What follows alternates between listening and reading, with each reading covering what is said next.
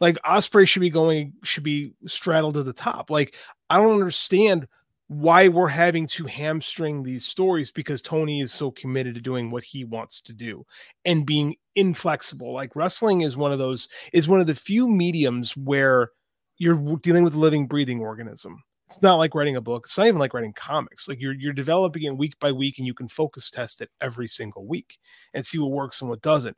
And it seems like he's being too rigid in his ideas right now to the point where it's leaving us with some flat shows, to be quite frank, and some nonsensical booking.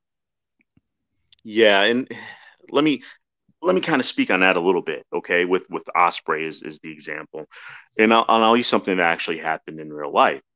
Is that you have to know where to direct either heat from the fans, and when something isn't going the way they want, or so that way they don't blame talent. They don't look at the talent as the issue as to why. In the case of Ospreay, I think we could be risking this in that people are like, okay, well, Ospreay should be going for the world title. That's where he was heading. Now he's going down here. In the way that it worked out, it looks like that's something Ospreay is okay with and willing to do, right? I mean, that's how it's portrayed. He entered this gauntlet match to get an international shot when he was supposedly number 3 in the rankings. What rankings? We don't have those anymore. Yeah, I'm just saying what I heard in that match with Danielson. They talked about him being number 3 in the rankings. He wins.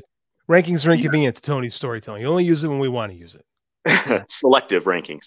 But the point is you want to, if you're going to side verse somebody or sidetrack them to where they're not going to where fans expect them to be going or what the fans expect, you need to do it in such a way where people don't raise questions about the talent or the company. It has to make sense. You have to direct the heat properly. Many years ago, I went to a show that I was not booking, but I went to a local show. I showed up and we were presented with a dilemma. Okay, we can't have the main event we're going to have.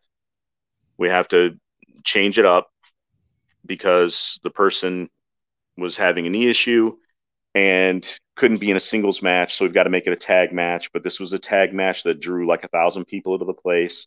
It was a big deal. It was supposed to be what people were there for, and we're not going to deliver it because the guy can't do a singles match. So we're faced with a dilemma. Okay, well, if the company changes it, how do we look, right? The promotion looked like crap if we bait and switch. And it wasn't a bait and switch. It was literally, I'm not even sure I can do a tag match, but I think I can make it through, but I can't do a singles. So we had to make a change. So we workshopped it, and we found a way to redirect the heat away from the talent and away from the company to somebody else. And that's kind of the lesson there. We're blaming Will Ospreay or AEW, right? I mean, why else would he be there in the international scene, right? Instead of the world scene. Redirect the angle to Don Callis. Make him the reason that Will is being kind of held back, shuffled off to the side or things like that. If you want to take the path of delaying him. I don't know if they're delaying him or not. They certainly changed his trajectory. So if you're going to change the trajectory of the talent, you have to direct the heat the right way.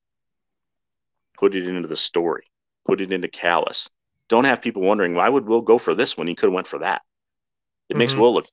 It makes Will look dumb. It does. He's going for the 4th string title right now in the company, which makes no sense. Like, it would be much better if he was in a blood feud with somebody at the moment. Yeah. Right. Yes. He should have been screwed over by somebody somehow. And now we're in a super interesting blood feud that can easily, just because like it makes sense if you want to kill somebody, that okay, I'll get the title later. First, I have to murder this person that's in front of me. And we have that with Don Callis. Like, all we need to do now would have been better if Hobbs or something like that was still around. We did the Takeshita thing already. It would be good if we had somebody in that position. They've tried to make Roddy that guy. The problem is Roddy's in a group that no one cares about, right? The undisputed whatever kingdom has been snake bit from day one, and he's carrying around the 4th string title. Like, he's the Western States Heritage Champion. Right. Yeah. And they waited to put the heat on Roddy until after they had already had Will go off willingly into the secondary situation. Right. Backwards. So yeah, it's backwards. Now you could have done this, and this was something I had a conversation with people at the time. Okay. on the show where this gauntlet match happened, you had Fletcher was in the match against Swerve, I believe, and Mox had the match against Hobbs. You could have simply created a scenario where Callis manipulates Will into that match. And then it's Callis that's doing that to him and not Will. Whatever you do, you make it sound like, they ran a little interview segments in there through that show. You could have had Callis go to Will and go, I need you to be in this match because Takeshita can't do it. Something, anything. Mm-hmm. But the point being that Callis manipulates Will to do something for the family. So Will does it and ends up in this situation, and you have Callis kind of pushing Will away because Callis knows at the end of the day what? He's going to lose Will, right? I mean, that dynamic wasn't right to begin with. He's in a heel group, and he comes back as a babyface, but he's hanging out with heels. Is he hanging out with heels though? Have we actually seen Will Ospreay? But has he interacted with Don since coming back? Like Will's kind of doing his own thing. Don talks about how he's with Will, but Will isn't like. I could be wrong on this.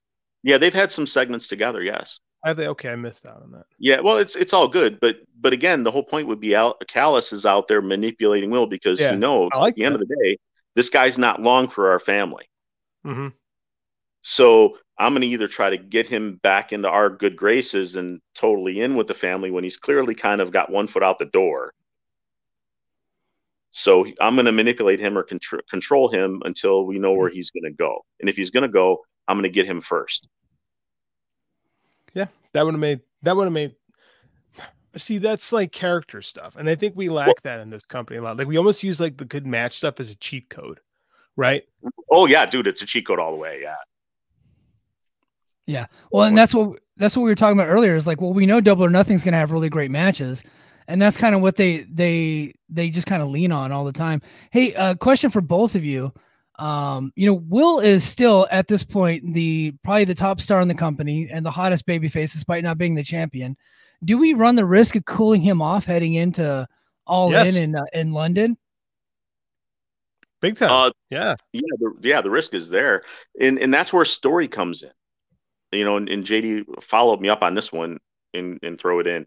But basically, if you create the right story for Will, then you can keep him hot without delivering him as a world title at Wembley.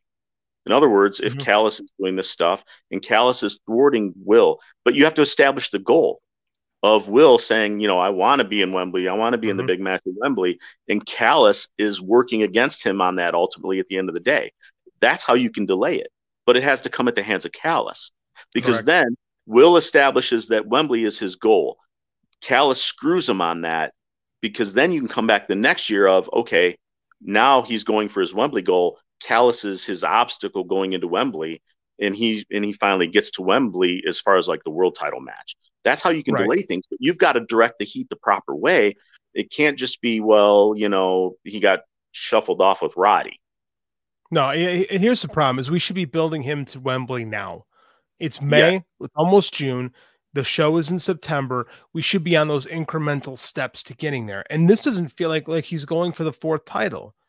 Like it doesn't make any sense why he wants to be the king of the ring at the moment. Like he should be on his ascension and he should be he should be slaying dragons to get there. And we're not doing that right now.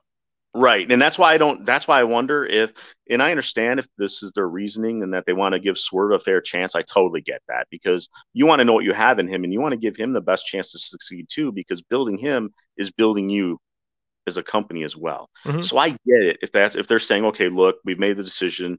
Will's not getting the world title shot at Wembley. It's going to be the next year. So we've got to find a way to kind of sideverse him or delay him, in which case, okay, fine. Put it on Callis. Make Callis your source for the heat that stops him from getting the Wembley shot this year to push to next year. And maybe they're going to head that way. But like you said, they got to start pushing in that direction right now. And right now, they don't look like they're pushing that way at all. No, it doesn't feel like. I don't know.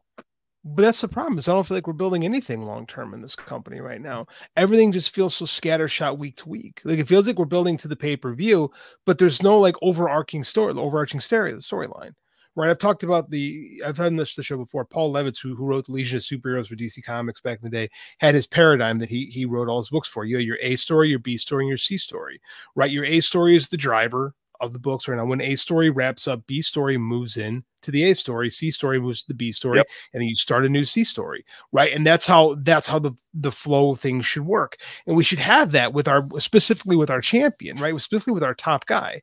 Like Will should be on. I still think it should be Will, because Will's the most over guy in the company. You should be looking to build a Swerve and Will, because I think that is ultimately your biggest match long term. Is you should be looking to build these guys into superstars, both of them. And I feel like they're trying harder with Swerve at the moment, because they got him out there with Christian. And as much as I like Roderick Strong, as much as I thought last night's angle came off pretty good, it's all the details. The devil is in the details, as the cliche goes, and we're just not getting those right details to get there. Right. Yeah, and like you said, when you look forward, is you don't. They haven't started talking about Wembley for Will, which is if you want to establish, whether it be this year or next year, you want to establish that goal for Will, right? You want people to know that's what Will wants. He wants Wembley. He wants a world title shot at Wembley. That's how you start putting those seeds in people's minds of, this is where I'm going. I mean, we know it because of the Wembley factor, but not every fan is thinking that. But if you establish it, it's kind of like with WWE, what they did with Cody was they established this is his goal. And it took day one, almost 2 years. Yes, from day one, they established it. And if you had Callis promising Wembley to Will, right? And then Callis is doing these things that push him away while he's promising, then you're creating that people start wanting Will to get Wembley. And then Callis is the asshole who's in his way, and Callis is manipulating this shit. And then finally, you end up with the blow up between the group. And by the way, the Tiger Driver, I don't know. I think it's somebody hitting Will with the Tiger Driver. I don't necessarily think Will will be the first one to use a Tiger Driver. Could be. I could see that. Now, my question to you is, we've seen Tony and them be reactionary to WWE. Last year, they tried to say that the friend bros, whatever thing you want to call, was going to be their answer to the brochachos. Thank you. I couldn't remember the stupid name we had. That was going to be their answer. I've forgotten about it. Like most trauma, your brain blocks it out. So they tried to say this was going to be their bloodline, and all it was a bloodletting. Now, is it possible that I'm on a roll? Is it possible that they're going to try to mirror the Cody storyline with Will Ospreay and delay this thing as long as possible? Because, I mean, as much as we doubted WWE, and not, believe me, no one's bigger WWE hater, Triple H hater than me. I wear that flag proudly. But it worked. Right. Do you think that they think they can get Wembley for a third year in a row and delay this till then and keep Will hot? Because I don't think personally, yeah. I would be doing 2025 for Will. Really? Okay. Tell me why. Because of that reason that you just gave. I don't think I need to give it away right away. Okay. I think that by me establishing that he wants Wembley and then putting the heat on Callis or whoever I decide to be an obstacle to keep Will from getting the shot this year, that then it's going to make people want it more next year, because then Will can be at Wembley this year after he gets a win in whatever match he's in. We'd still give him a high-profile match. It just wouldn't be the match he wants. He would make it known at Wembley of this year that next year my energy is directed towards getting either defending the title at Wembley next year or winning it at Wembley next year. And then I basically book my year out in my mind from this Wembley to the next Wembley of putting Will into the best place possible to get that moment. And then I'm going to be working on 2 to 3 heels to be the one to be his foil. Whether that be MJF, Swerve, but maybe if it's Swerve, I don't think I'd be looking to turn him unless it makes sense. I really wish they'd kind of pick a path for Swerve where he could be as hot as he was. He kind of got cooled down. I think they're trying to heat him back up now. But anyway, the point being, I'd want to spend that year of making that the mission for Will and then delivering that moment. You can do it this year, but I think you're rushing it if you do it this year. And if it doesn't work out, if you don't have the follow-up and you aren't ready for it, I don't know, you could hurt yourself. I see where you're coming from. The thing is, and then you need somebody for Will to fight in Wembley, because essentially what you want is, okay, I'm playing ball here. Let's say you have Swerve in a title match, then you need Will in your B match, like your let's say double main event. Let's just call it like you need a big match. So you need Callis to be hooked up because you need him to slay dragons. Like I'm almost thinking like Bruno based storytelling, right? Where you have the monster factory, so to say, pumping out the dragons that he has to slay. With one of the greatest rosters ever assembled, I'm struggling to find out who you program him with to get that moment. Well, and this is where the concept of planning that you talked about comes in. We should already know that answer. If you're doing this right, we already know the answer. If I turn the clock back a few months, my answer would have been Takeshita. We blew our load with that, though. Well, and the reason would have been Takeshita is, that's the guy that Callis chose, would be the story, basically, is that he knows Will's got his foot out the door, but I'm going to keep promising Will to see if he'll stay with the family and agree to stay, so I'm going to kind of keep him at bay. Because, they never really explained why Don wanted Ospreay to fight everybody in the family, but then nobody else in the family fought each other.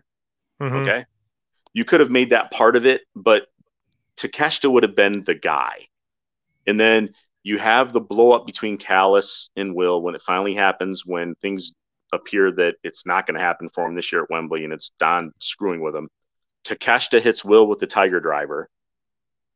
So now, and if Will is the international champ, as they're doing, I'm just trying to work with what they've done.